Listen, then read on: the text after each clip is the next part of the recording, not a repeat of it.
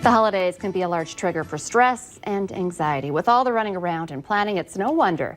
With us today, Natalie Ryder, a licensed professional clinical counselor, to talk about how we can manage stress. Thank you for coming in today. I said this was very timely. Yes. I needed, although we're getting excited for the holidays, I know that stress comes along with it. Why don't we first talk about some of the triggers? Sure. Well, the triggers are just that it's a lot. You know, there's so many events in a short amount of time. There's a lot of expectation involved.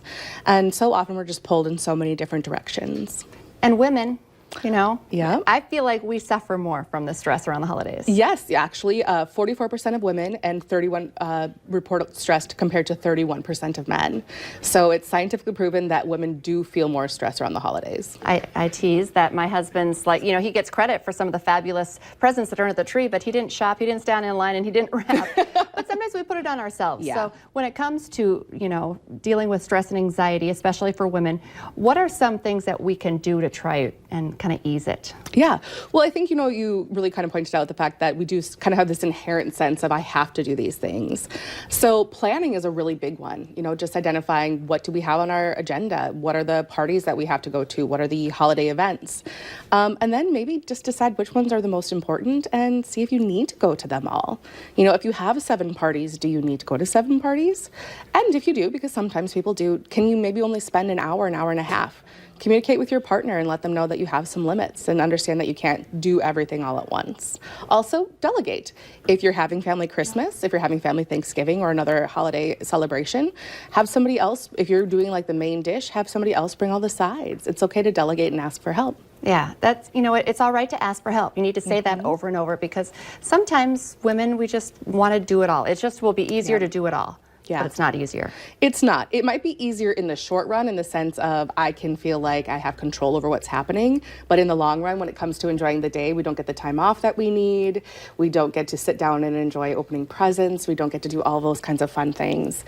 And so it is important to ask for help or to delegate and to also kind of just let go of the small details. You know, no one's going to know if there are 7 dishes versus 10. No one's going to know if somebody has 6 presents and the one from Amazon is just currently on the way. It's okay to not have everything be perfect, and the more that you can accept that, and the more fun you'll have.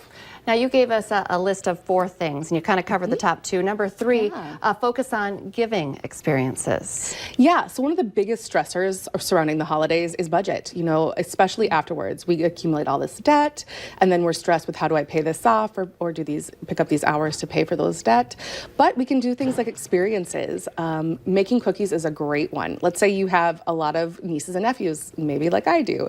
And so everybody gets a different kind of cookie topping as their holiday gift, and then we spend an hour and a half baking cookies, and everybody gets to share their sprinkles or their topping or their frosting, and then we make a little Shutterplay book afterwards. And so every year we can do something like making a gift for each other and spending that time, because in the end that gift or those toys tend to go away pretty fast, but those memories of the time you burnt the cookies really badly stays with everyone forever. That's the best story. I love that. Oh, that's a good one. And I know number 4 on your list, you kind of touched on this. This plays into all of them.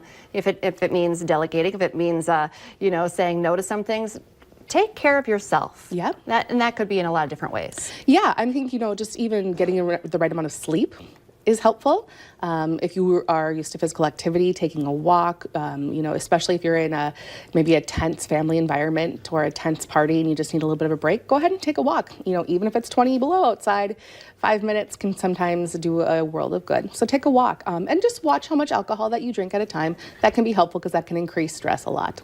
Natalie Ryder, always great advice from you. And it's good to talk about this now and plan ahead and know that we don't have to be so stressed during the holidays. That's right. Enjoy them.